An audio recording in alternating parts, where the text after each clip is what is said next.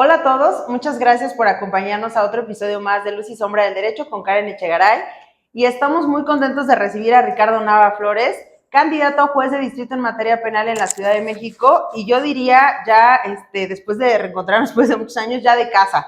Ahorita les vamos a platicar por qué. Pero quiero comentarles un poco de él, quién es Ricardo y cuál es la experiencia que viene detrás de él. Él es egresado de la Universidad Nacional Autónoma de México como licenciado en Derecho. Tiene una maestría en Derecho Penal por la Escuela Judicial y actualmente está estudiando el doctorado en Derecho porque me dice que le gusta mucho la investigación. Y él cumple, ahorita nos va a explicar toda su trayectoria, pero actualmente desempeña sus funciones como secretario en un juzgado de distrito en materia penal. Ricardo, muchas gracias por acompañarnos. Muchas gracias, Karen, con un gusto de estar aquí con ustedes. Gracias. Así es, pues si me permiten, les voy a comentar un poco sobre mí. En efecto, soy licenciado egresado por la Universidad Nacional Autónoma de México. Parte de mi trayectoria se las voy a comentar. Primero, me desempeñé, he estado en múltiples lugares. Primero trabajé en una notaría pública y de ahí radicalmente de materia civil. Después estuve en materia penal en la Fiscalía General de la República, en donde empecé como oficial ministerial para posteriormente ser agente del Ministerio Público de la Federación. Comento que el área donde yo estuve como Ministerio Público Federal era un área que se dedicaba a dar destino a los bienes que se aseguraban a través de la figura del abandono o a través de la solicitud de una extinción de dominio o también a través de un decomiso que se solicitaba al juez de la causa. Posteriormente, ingresé al Poder Judicial de la Federación. Aquí, si me permites, Karen, quiero detenerme un poquito a detallar porque quiero comentar esta parte. Siempre tuve como sueño entrar al Poder Judicial de la Federación. He de compartir que yo pasaba por un edificio del Poder Judicial Federal y mi corazón suspiraba. Yo literalmente... Quiero estar ahí. Sí, desde luego. Yo decía, quiero estar ahí. Y eso comenzó porque, debo decir que tengo un hermano, mi hermano mayor es abogado, el primer abogado en la familia, y él siempre me dijo que yo tenía cualidades como de estudio, de disciplina. Entonces me dijo, mira, yo que hice mi servicio social ahí, que trabajé en el Poder Judicial, hay gente muy dedicada, muy capacitada. Y él siempre me decía, creo que tú podrías tener ahí, embonar bien. Entonces, la vida me llevó al lado de la fiscalía. Sin embargo, en la fiscalía conocí a una persona. Yo tenía un equipo siendo Ministerio Público. Éramos aproximadamente 8 ministerios públicos. Yo estaba a cargo de esa célula. Y una de las personas que estaba a mi cargo, que era un oficial ministerial, él tenía a su hermano, que es un magistrado federal, y me comentó, me dice, mira, mi hermano hace exámenes, hace convocatorias para personas que les gustaría ingresar, quienes tengan los mayores méritos, mayores conocimientos. Y pues de esa forma fue como yo tuve la oportunidad. Pero he de compartir, Karen, que no fue nada sencillo. Me gusta contar esta parte porque a veces sí quiero dejar muy, preciso que no ha sido sencillo. A mí cuando ingresé me dijeron, es un nombramiento temporal, es un nombramiento de 3 meses. Yo ya tenía familia en ese entonces, mi nena la más grande, yo ya la tenía. Y pues fue una decisión difícil porque yo en la Fiscalía General de la República, pues yo de cierta manera ya tenía experiencia, yo ya sabía hacer mi trabajo de manera, específica. Sin embargo, vuelvo a lo mismo, siempre fue mi sueño el Poder Judicial. Entonces, cuando a mí me dicen, es algo temporal, yo dije, no importa, desde luego tengo que cumplir ese sueño. Voy tras ese objetivo, esa meta, así es. Y esos 3 meses, Karen, se han cumplido ahora en 5 años. En mayo de 2019, ahora este mayo, estoy cumpliendo 5 años. ¿El nombramiento que te dieron era ya como secretario? No, para nada. Justo eso también. El primer nombramiento que tuve fue como oficial judicial.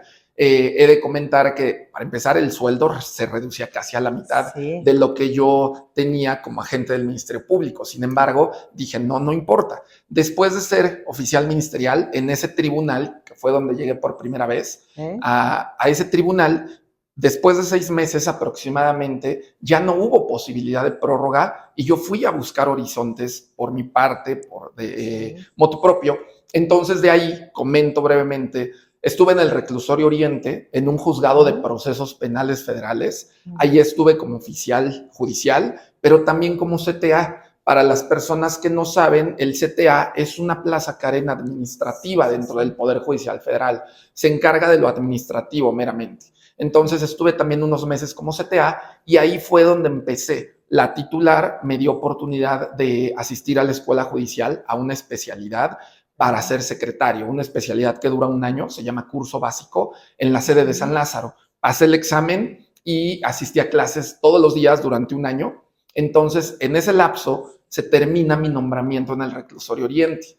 Y de ahí dije, híjole, ¿y ahora qué hago? Afortunadamente en la escuela judicial conocí a un compañero que me dijo, Ricardo, mira, yo fui jefe de grupo, por algo me eligieron, no sé, en una exposición, donde recuerdo que la pregunta fue, ¿las personas jurídicas tienen derechos humanos? ¿Qué opinan? Y yo pasé hasta el frente y desde luego yo dije, por supuesto que tienen derechos humanos, pero ciertos derechos humanos. Entonces, a partir de ahí, me eligieron como jefe de grupo y este chico se me acercó a mí porque yo empecé a preguntar con los compañeros, oigan, me quedé sin nombramiento, ¿alguien me podría apoyar? Entonces, este chico se acercó y me dijo, mira, hay una juez que es nueva, que es de nuevo ingreso, perdón, que es nueva, vencedora. Entonces, ella requiere gente de confianza, gente capacitada. Y con ella continuó continuó mi travesía en el Poder Judicial. Pero la cuestión es que siempre a mí me ha gustado el derecho penal, como a ti, compartimos ese gusto. Sin embargo, ese juzgado era en materia mercantil, o sea, algo que era nuevo pasar por esta curva de aprendizaje. Así es, era nuevo. Sin embargo, también fue una experiencia hermosa, conocí gente muy valiosa, empezando con la titular, y ahí es cuando termino el curso de secretario y recibo también uno de mis profesores, fue el juez que me invitó, me hizo la invitación como secretario. Esto fue en el 2021, 2 años después de haber ingresado al Poder Judicial, que es lo que me han dicho, pues fue rápido. A veces piensan que fue rápido, pero ya traías una trayectoria, aparte en otras áreas, que te habían dado esta experiencia, este conocimiento para sacar a flote el trabajo que ya llevabas en un juzgado. Solamente que ya pertenecías al Poder Judicial de la Federación. Así es. Totalmente. Y bueno, actualmente entonces llevas como secretario. ¿Cuántos años llevas? Como secretario fue a partir, no se me olvida, del 3 de octubre de 2021. También fueron nombramientos, primero un nombramiento de 3 meses. Y me dijo el titular que desde luego confiaba en mí, que eso fue algo que toda la vida voy a estar agradecido. Él confiaba en mí, pero desde luego que tenía que valorar mi desempeño, calificar cómo era mi desempeño, porque debo decirte, Karen, que yo no había estado en un juzgado de distrito en ese entonces de amparo en materia penal. Yo siempre he tenido un amor por el amparo y siempre fue mi sueño. Sin embargo, yo no había estado ni como oficial ni con ningún otro cargo. Y mi primera invitación como secretario de juzgado fue a un órgano de amparo. Entonces, desde luego que a mí el titular me dijo, pues lo delicada que es la materia penal en tratándose de materia federal, en amparo, justamente porque vemos suspensiones.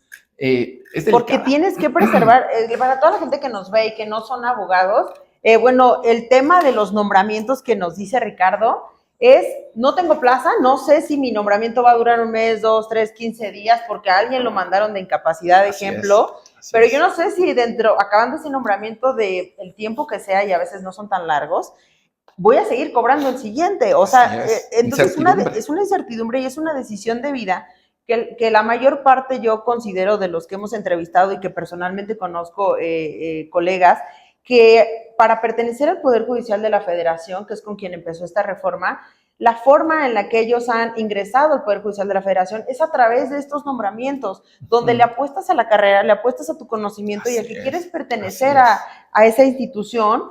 Tan es así que dices, ok, el día de hoy a lo mejor no voy a tener la incertidumbre económica si me van a si voy a tener otro nombramiento o no, hasta en tanto no consiga ya obviamente mi plaza que adquirí a través de exámenes, conocimiento, preparaciones y curso.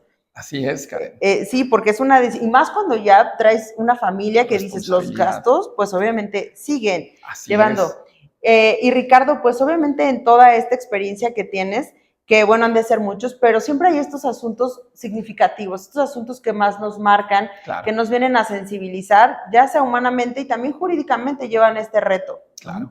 ¿Cuáles son los asuntos que has tenido a tu cargo o con los que has participado, Sí. que tienes esta sensibilidad o te han impactado? Claro que sí, Karen. Mira, han sido, para mí, todos los asuntos son importantísimos, porque desde Claro. luego que debemos entender que no se trata de números, no se trata de estadísticas, sino que son casos reales, gente que está poniendo su confianza en el Poder Judicial de la Federación como órgano de control constitucional, es decir, que a través del juicio de amparo se revise estas decisiones o estos actos de autoridad, ya sean de carácter positivo, omisivo o incluso a través de una norma general con la que se pudiese afectar algún derecho fundamental. Recuerdo mucho un asunto en donde aquí voy a poner un poco el contexto, si me permites, Karen, Adelante, adelante. porque inmiscuía a una mujer que fue víctima de lesiones, Okay. pero aquí la parte quejosa, lo comento por quienes no saben de esa manera, si me permites, Claro. Karen, la parte quejosa es quien acude al órgano de amparo Claro. a pedir que el juez de amparo revise el acto de autoridad. Nuestro quejoso era un joven de aproximadamente 19 años, súper jovencito. ¿Y cuál fue la historia? Muy breve. Este chico pasa por él un amigo en la noche y le dice, tengo fiesta en casa de mi tía. Okay. Van a la casa de su tía a la fiesta, toman, se ponen ahí enfiestados. Ya en la madrugada la tía les dice a los dos chicos, quédense a dormir porque ya están algo enfiestados, mareados. Se quedan a dormir y el quejoso lo que refirió fue que escuchó entre el sueño que a su amigo le estaba pegando la tía con la pareja de la tía, le estaban pegando a su sobrino, es decir, el amigo del quejoso. Okay. Le estaban pegando y él dice, el quejoso, que se levantó a tratar de defenderle, porque justamente dice, pues él es mi amigo y le estaban pegando fuerte. Claro. Él comenta que quiso sujetar a la tía como haciendo una especie de llave en el cuello, en donde lo que menciona es que quiso quitárselo, impedir que siguieran pegándole. Esos son los hechos. A este chico lo detienen, el Ministerio Público solicita audiencia inicial y en la clasificación jurídica imputa el delito de tentativa de feminicidio. Pero este tipo penal tan delicado, el feminicidio, y el juez de control de la Ciudad de México vinculó a proceso por tentativa de feminicidio. Nosotros en el juicio de amparo, evidentemente que yo como secretario, al analizar las constancias, la audiencia, a mí de inmediato me vino algo a la mente y dije, debemos tener en cuenta, y esto fue lo importante, lo que me marcó, que aquí fue donde yo logré identificar claramente la distinción entre un homicidio y un feminicidio, porque si me lo permites, Karen, el feminicidio, para que sea tipificado como tal, no basta con que se prive de la vida, o en el caso de la tentativa, que se quiera privar de la vida a una mujer, sino que deben existir razones de género. Eso el legislador claramente ha dicho. Para que sea un feminicidio, tiene que acreditarse o haber una hipótesis de razón de género. Comento a la audiencia, ¿cuáles son las razones de género? Solo por mencionar algunas. Que haya existido alguna relación de parentesco, de confianza, de amor sentimental entre la parte agresora con la víctima. ¿Qué otra razón de género puede existir? Que el cuerpo, al momento de que agredieron a la mujer, pues haya sido expuesto, por ejemplo, cuando los dejan en la calle desnudas, que aparte hubo violencia extrema, esa es otra razón de género, que los mutilaron, esas son las razones de género. Lo interesante del caso fue que el juez de control dijo que para él la razón de género había sido la relación de confianza y dijo, ¿qué más relación de confianza que los dejó quedar en su casa? Los dejó quedar en su casa la tía a dormir. Entonces nosotros en el juicio de amparo no es sencillo, porque desde luego que nosotros como órgano de amparo debemos también, llamamos a la tía como en su carácter de tercera interesada, y desde luego que también tenemos que identificar, visibilizar esta perspectiva de género. Si existe alguna asimetría de poder, para nosotros identificar, e incluso como lo ha dicho la Corte Interamericana, en el caso González y otras, Campo Algodonero, donde claramente especificó cómo se debe investigar, juzgar con perspectiva de género. Entonces, no fue sencillo, pero aquí ¿cómo resolvimos? Nosotros dijimos, el juez de control estuvo incorrecto, fue incorrecta su decisión, porque no puedes decir que hubo confianza cuando queda claro de los hechos que el chico, el quejoso, fue la primera vez que vio a la tía. O sea, Claro. ¿cuál relación de No había confianza? ninguna relación. Nunca habían No, tenido no, ni no siquiera existía. contacto de vista. Claro. Entonces, nosotros, juzgado de distrito, consideramos que no existe una razón de género. Entonces, concedimos el amparo para el único efecto, que esto no fue de meritar, desde luego, porque quizás alguien podría pensar, ¿y por qué no lo consiguieron liso para que dictaran auto de no vinculación? No, porque sí de los dictámenes se desprendían que hubo lesiones, Claro. o sea, sí se desprendían moretones en las manos. Entonces, Okay. por supuesto que esa Se conducta, tenía que sancionar esa así es, se tenía que sancionar, pero ordenamos que reclasificara. O sea, dijimos, a ver, juez de control, si tú del material probatorio que tienes y de los hechos adviertes que puede ser un feminicidio, de manera clara, precisa, justifica qué razón de género es, porque en la que tú te basaste, esa no es, esa no se acredita por las razones que te comento. El juez de control reclasificó porque ya en el cumplimiento deben las personas saber que, como todo proceso, lo sabemos, Karen, en el juicio de amparo no es la excepción. Una vez que causa ejecutoria la sentencia, ¿qué es esto? Se dicta la sentencia, hay un periodo de impugnación, correcto. Una vez que se resuelven los recursos o fenece ese periodo, viene la etapa ejecutiva o de ejecución, que es donde el órgano de amparo solicita que se cumpla. Le preguntas, ¿qué pasó con esto? Así es, bueno, ¿qué pasó? A ver, lo que yo te ordené, ¿qué pasó? Señalaron una nueva audiencia y en esa nueva audiencia el juez de control en efecto vinculó a proceso, pero solo por lesiones, porque dijo, sí, desde luego, no puede haber un feminicidio o tentativa de feminicidio, porque aquí desde luego que no se actualiza una razón de género. Entonces, Karen, pues mira, aquí me expandí un poco, pero quería comentarlo porque me marcó mucho ese asunto, porque me metí a estudiar perspectiva de género, mucho, desde luego yo ya traía algunos cursos, pero me marcó mucho, significativamente. Este fue uno de los que más me marcó. Y por lo que veo, Ricardo, traes obviamente esta visión sumamente de constitucionalista, o sea, de, ¿sabes qué? Vamos a preservar los derechos. Así es. Y obviamente con los tratados internacionales para yo poder juzgarte rescatando y salvaguardando tus derechos humanos. ¿Y cómo podrías, a veces la autoridad, sentirte presionada? Porque esta es la responsabilidad que van a tener los juzgadores que actualmente van a impartir justicia, porque está en tus manos esta decisión de sentirte presionada por todo el auge que llevamos con perspectiva de género, de infancia, de adulto mayor, o bien ponerme a estudiar el asunto y a veces no vas a quedar bien con la sociedad si vas a hacer ciertas determinaciones, pero si eso es hacer una sentencia justa, pues evidentemente, aunque no caigas bien a la sociedad, tienes que prevalecer los derechos humanos de las partes que están ahí, porque como bien lo dijiste, no solo es un expediente ni es para quedar bien con la gente. Hay vidas que están dentro o sea, que hay vidas que se van a ventilar, la libertad, que es un derecho humano fundamental, y sobre eso hay que tomar decisión. Con esto, obviamente ya me adelanté un poco más, pero sí quisiéramos conocer, Ricardo, esta visión que tienes ante esta reforma judicial, tu perspectiva de la posible o la futura impartición de justicia. Claro que sí, Karen, con gusto. Mira, a mí esta reforma judicial, he de comentar desde me regreso, desde que el presidente mandó en febrero de 2024 este paquete de iniciativas de reforma, yo me interesó mucho, me inquietó mucho, porque yo dije, esta reforma es estructural al Poder Judicial de la Federación.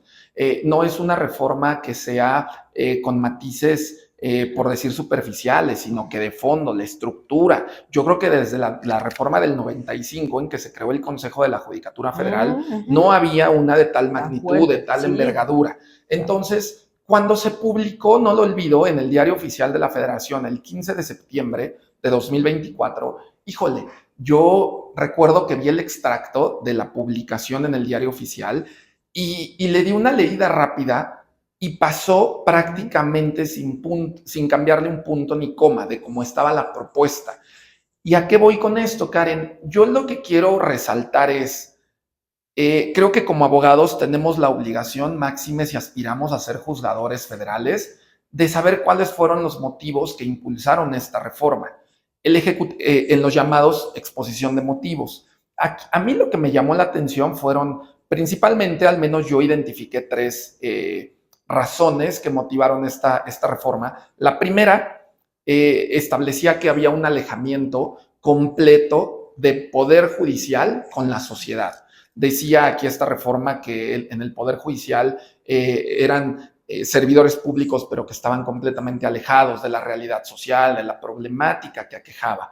Otra de las razones fundamentales, decía la exposición de motivos, que era por el nivel de impunidad y del poco grado de confianza que tenía la sociedad hacia el Poder Judicial de la Federación. Déjame decirte que yo disto con esa segunda razón de la poca confianza, desde luego. Sin embargo, hay que adaptarnos. Esto ya es una reforma que completamente ya está en vigor.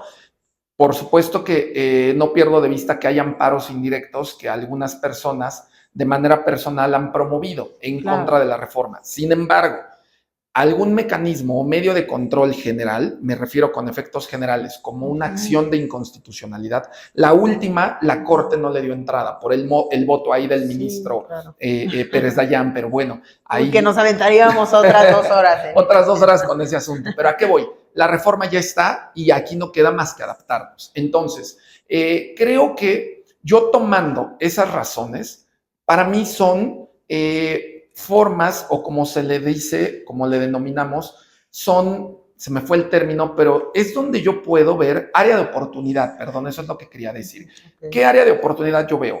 Esa parte de donde se dice que estaba muy alejado el Poder Judicial con la sociedad. Mi principal visión y una de mis propuestas fundamentales, que incluso cuando hago mis recorridos, ahora que he estado en las calles, siempre lo menciono con las personas, es yo quiero acercar al Poder Judicial con las personas. ¿De qué manera, Karen? Si me lo permites, quiero mencionar, estoy por hacer un video también ahí.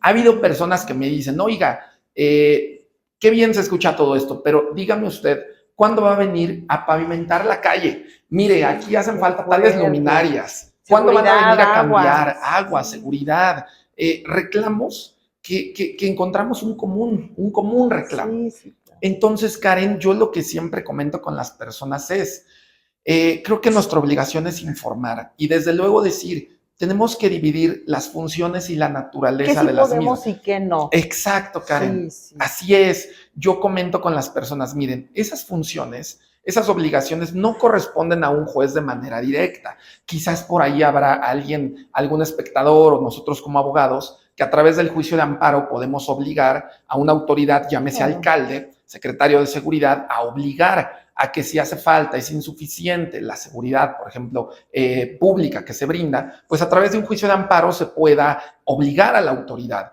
a que suministre el agua. Yo no lo desconozco, pero de manera directa, a quien le corresponde ordenar bachear, pavimentar las calles, poner luminaria, pues son autoridades completamente diferentes a un juez. Entonces, Karen, ¿yo de qué manera quiero acercar al Poder Judicial? Mi propuesta es, estoy haciendo videos informativos en donde trato de ser muy claro, no utilizar palabras técnicas, porque desde luego, tú sabes, Karen, que gozamos todas las personas de un derecho humano a la tutela judicial efectiva o de acceso a la justicia. Para las personas que nos ven, si me permiten, este derecho tiene varias vertientes, varios componentes. Justicia pronta, justicia imparcial, justicia expedita, derecho a impugnar el fallo. A mí, la vertiente que me gusta mucho y que estoy utilizando es el de la vertiente de comunicación efectiva, Karen. Okay. ¿Qué quiere decir eso? Que yo lo que estoy haciendo en estas cápsulas informativas es que la justicia, porque en el Poder Judicial se imparte justicia, es que no dejamos de perder, no dejamos de perder esa parte técnica que nos caracteriza por el estudio, por los conocimientos, pero sí ser más claros, más precisos. Hay veces que me ha tocado leer sentencias de 50, 80, 100 páginas, que la simple lectura es cansadísima, que a veces nos cuesta trabajo un poco entender. Entonces, yo lo que estoy proponiendo es tener una comunicación efectiva. ¿De qué manera? En estos videos yo estoy explicando temas de interés. Quizás, seguramente, sabes, Karen, por ejemplo, el último video que publiqué, el viernes pasado, el 9 de mayo, se publicó en el Semanario Judicial, en este sistema donde se publicitan las tesis de jurisprudencia. Se publicaron 3 tesis donde la Corte ya resolvió que ciertos artículos del Código Penal, hablando del maltrato animal, son constitucionales. hablando de ahí de las personas que practican la santería cubana o como se llama tradicionalismo Ifá, Orisha. Este tipo de videos son los que yo trato de compartir para que la gente sepa, bueno, Ricardo, porque es una obligación el de estar actualizado, desde luego, y creo que esa visión que tengo, pues es comunicar a las personas de a pie, a la sociedad en general, porque yo trato de representar a todas las ideologías, a todas las personas. Representar me refiero aspirando al cargo, en caso de llegar.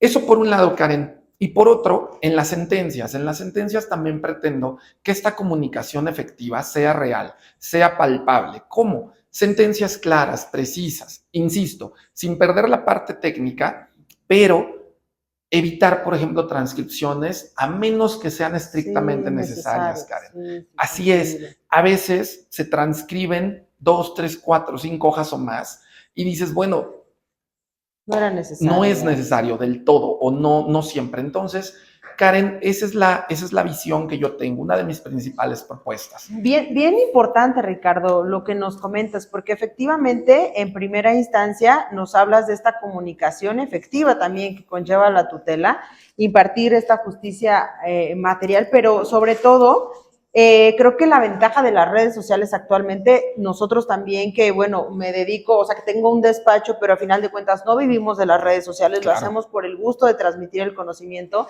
y se apoya democratizando el conocimiento, es decir, que las personas que no se dediquen a este medio y que no sean abogados puedan tener un alcance al ámbito jurídico de forma sencilla, fácil y que puedan entender.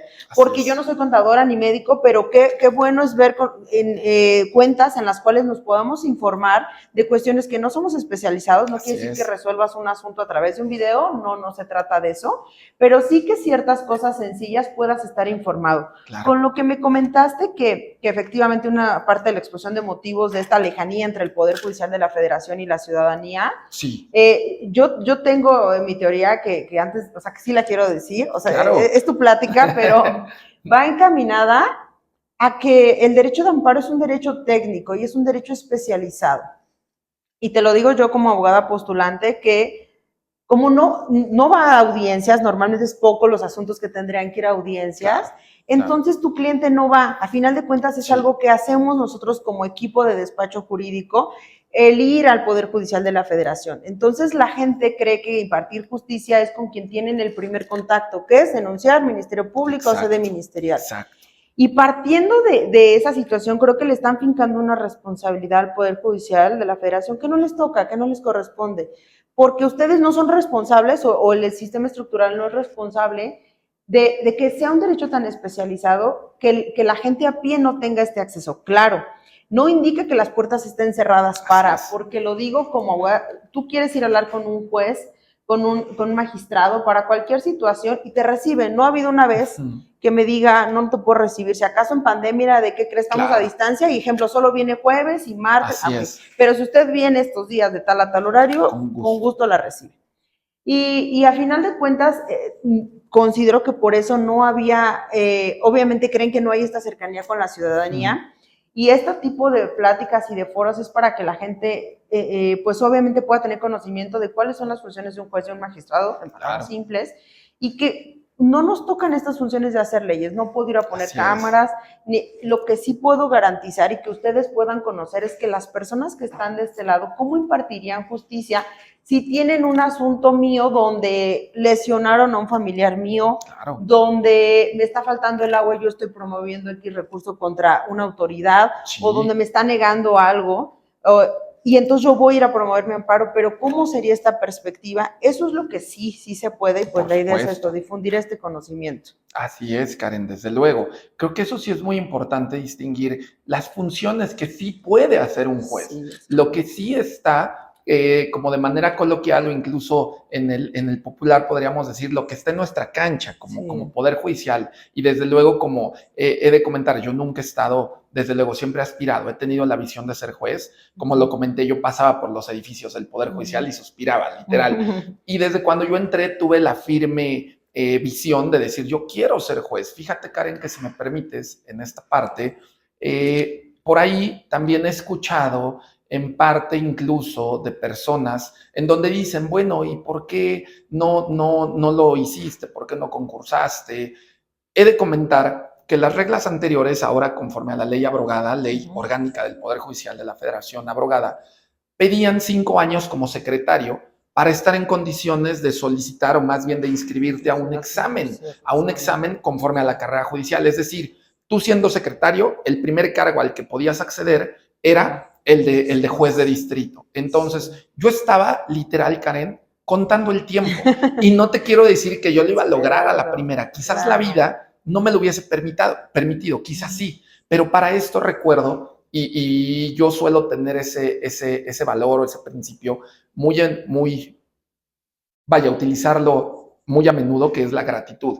Y aquí quiero citar a la persona que me dio la confianza como secretario, que él justamente me decía, si tú aspiras a ser juez, no tienes que poner, o sea, no esperes resultar vencedor poniéndote a estudiar 3 meses antes, 4 meses antes. Me dice, los exámenes son complicadísimos, son muy técnicos, porque el cargo al que se aspira no es nada sencillo, o sea, no es de, ya llegué, estoy sentado aquí y me pongo a firmar a ojo cerrado. Que también aquí cabe aclarar, Karen, la gente que está en el Poder Judicial, este engranaje desde el oficial judicial, actuario, secretario, he de decir, Karen, que de verdad que son personas, la gran mayoría, creo que el común denominador es gente preparada. Es gente responsable, es gente que se preocupa por tomar cursos de actualización en la escuela judicial, de la gran oferta que hay, que eso yo agradezco mucho al Poder Judicial, porque a mí sí puedo decir que me tocó esa parte de donde se decía, el que quiere, el que estudia, el que se esfuerza, puede subir. Y desde luego, no quiere decir que porque a mí me haya pasado, que yo puedo decir que fue a base de esfuerzo, sea el común denominador, pero creo que sí hay esa nobleza en el Poder Judicial. Entonces, ¿a qué voy, Karen? Que yo quería participar, estaba contando el tiempo de los 5 años, me quedé en 3. O sea, literal, yo con esta reforma me quedé en 3 años, pero ahora sigo teniendo esa visión, o sea, vuelvo a lo mismo. Hay que adaptarnos. Sabemos que las situaciones son de cambio constante. Por ahí hay un libro que habla de esto, me gusta mucho, de un autor italiano que fue ministro en la Corte italiana, Gustavo Zagrebelsky, que se llama El derecho dúctil. Me gusta porque justamente habla de la ductilidad del derecho, de estas adecuaciones que debe tener conforme a los nuevos matices que va teniendo la sociedad, las exigencias sociales sobre todo. Entonces, desde luego que yo el hecho de que haya compartido o no la reforma al margen de ello, hay que adaptarnos, hay que adecuarse, hay que dar el siguiente paso. Entonces, yo por eso dije, quiero seguir con esta visión, quiero continuar con esta visión o este objetivo de ser juzgador federal. Entonces, me inscribí, afortunadamente logré pasar las 3 etapas en la tómbola, que de verdad... Era la suerte. Completamente. Yo ese día he de comentar al público que yo estaba en Puebla, literal, con mi familia, mis papás, hermanos. Yo no quise ni enterarme porque dije, ya no depende de mí, es algo que ya es completamente ajeno. Y hubo personas muy capaces que se quedaron en esa tómbola. A mí un amigo que me estaba diciendo, oye, Ricardo, mira, creo que sí te quedaste y checa. Y o sea, te dieron la noticia un tercero. Me dieron la noticia un tercero. No, yo dije, no quiero enterarme porque literal en la noche yo soy de las personas que tiene una visión, incluso, o sea, una visión de decir, bueno, ¿y si quedo, qué pasaría? Y si no quedo, ¿qué pasaría? Pero también no me gusta como ser tan clavado en eso, por decir. Pero yo dije, mejor, porque hubo amigos que estaban llevando hasta la transmisión en vivo, cuando con las bolitas y decían, y yo dije, no, creo que yo no necesito tanto. Y literal a mí me avisaron, entonces me dijeron, Ricardo, al parecer sí, me mandaron el video, ya lo constaté. Te juro que para mí ese fue un logro como si hubiese casi resultado ganador. Sí, claro. Yo con mis papás los abracé a mi esposa y literal dije, gracias, o sea, gracias por ya estar en este... Vamos ahora a enfrentar este reto, sí, de la mejor manera. Así es, y mira, he de comentar que esta campaña yo la he basado en la transparencia, así como soy contigo, soy en las calles, en los recorridos, en mi familia, y esa parte de honestidad, desde luego que aplico desde secretario y aplicaría como juzgador. He de comentar que no ha sido sencillo. No sé para los demás compañeros candidatos, pero para mí, colegas abogados y candidatos, para mí ha sido, sobre todo los primeros días, muy complicado, porque mira, yo no me imaginé que en algún momento los que aspiráramos a ser jueces, juzgadores, tuviéramos que salir a las calles. Y ojo, no estoy diciendo que sea malo, no estoy diciendo que sea algo malo, pero al menos yo no me lo esperaba. Claro. Entonces, no ha sido sencillo para mí el contacto, el acercamiento, porque ya me han tocado personas que les interesa saber, que me han preguntado, a ver, ¿tú qué opinas de la reforma? ¿Tú qué opinas? Que incluso hasta me han puesto a una especie de prueba. Ayer, por ejemplo, estuve en una colonia en la alcaldía Coajimalpa, si no mal recuerdo. Estábamos en un mercado en donde había unas personas que se ve que eran oficinistas, abogados, y les empecé a compartir el mensaje. Y me dijo una de las licenciadas, a ver, yo no le voy a permitir que me siga, pero como en broma, vaya. Okay. Me dice, yo no le voy a permitir que me siga compartiendo su discurso si no me dice cuántos artículos tiene la Constitución. Y le digo, creo que usted me quiere poner a prueba, pero con todo gusto, le digo, con todo gusto, le respondo. Y evidentemente le digo, 136. Y le dije, por favor, hágame más preguntas. Le digo, yo quería participar de esa forma. Y asesorías gratuitas en este momento. Y yo así, mire, es más, dígame a ver en qué le puedo ayudar, desde mi opinión. Y con eso por eso les pregunto, ¿cuáles son los asuntos más significativos? Porque la idea, y tenemos muy poco tiempo como para explotar el conocimiento que ustedes están aquí, pero es eso, que la gente sepa quién está detrás, pero bueno, sí, al final decimos el currículum y qué padre, pero bueno, eso, ¿cómo se traduce en la vida real?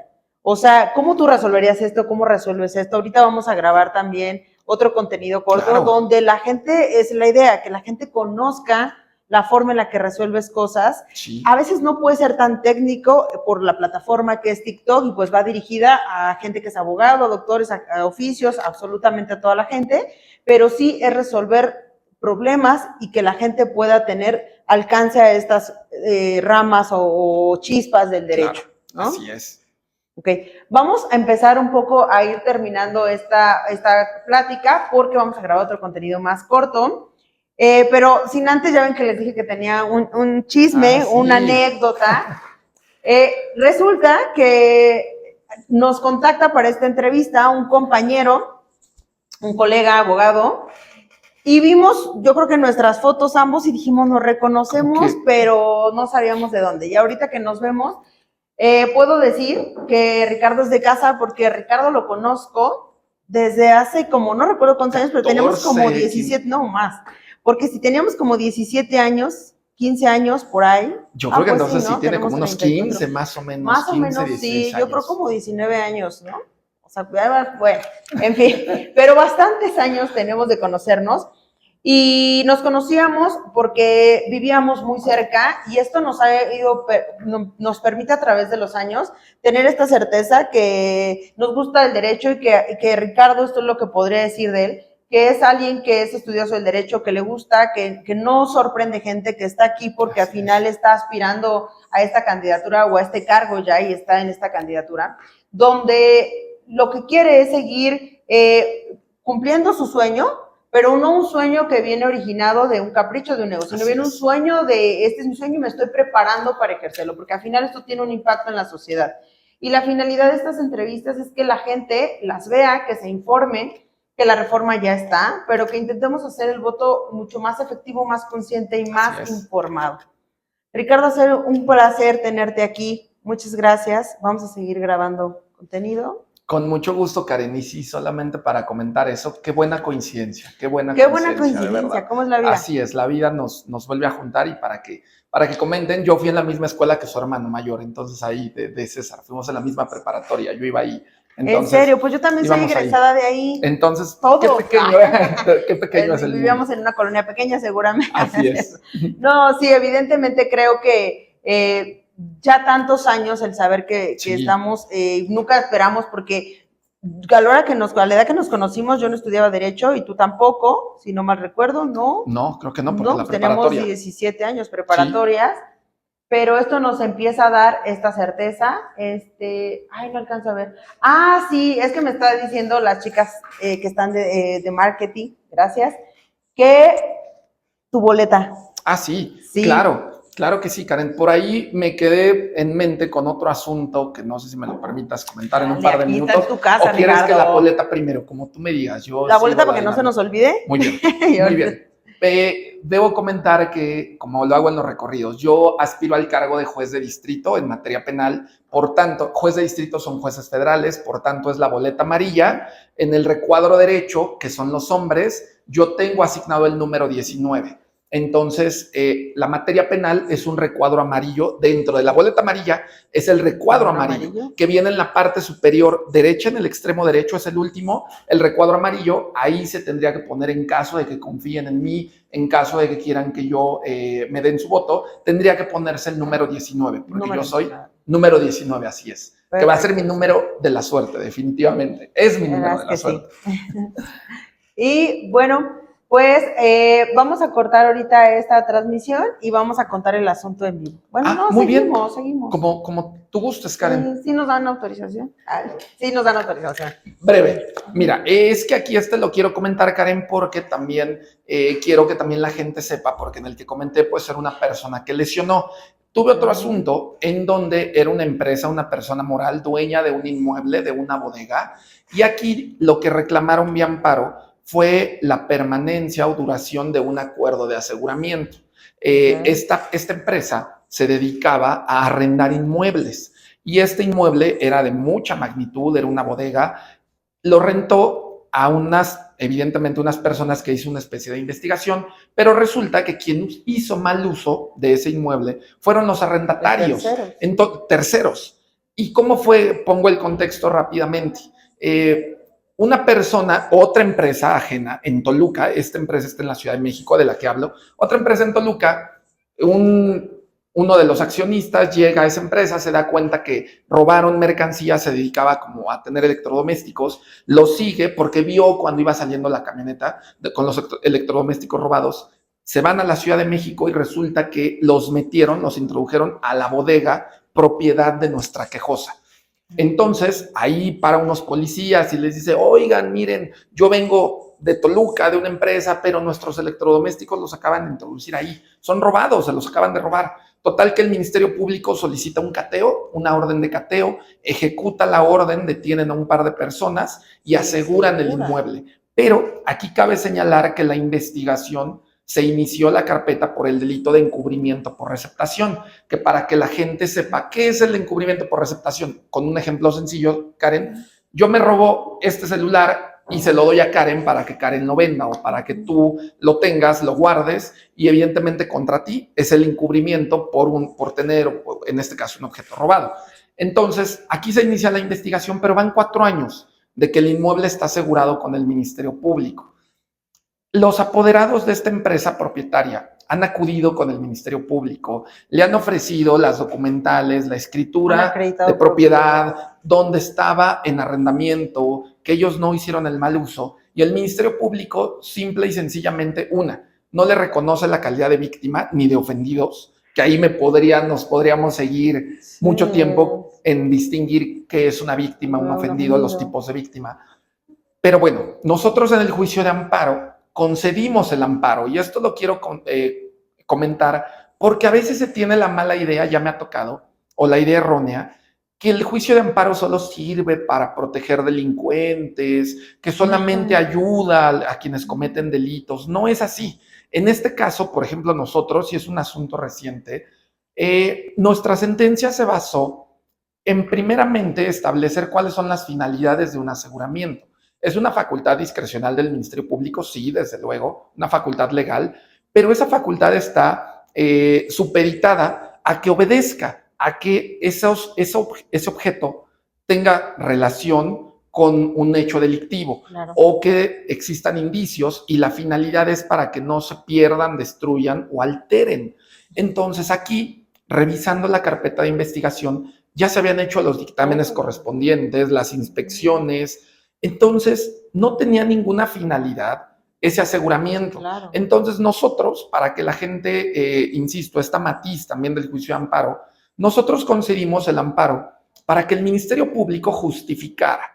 Es decir, nosotros ya con los parámetros que le dijimos que el aseguramiento a lo que obedece, le dijimos al Ministerio Público, tú llevas 4 años teniéndolo asegurado, sin tomar en cuenta o soslayando que la propietaria ya te acreditó que es la propietaria y dos, que no hizo mal de uso ella, sino un tercero, estaba en arrendamiento y no hay objeto que se pueda destruir, alterar. Entonces, justifícame por qué preserva ese aseguramiento de manera tan prolongada, indefinida, que eso también es un reclamo que continuamente pasa con los aseguramientos. Exacto, eso es muy común que pase y que la gente sepa dónde voy a ir, con quién me puedo proteger, porque aquí no puedo liberar el inmueble de que esté asegurado de mi aseguramiento, o me voy a atrever a decirlo, o a veces porque me piden un dinero, claro, ¿no?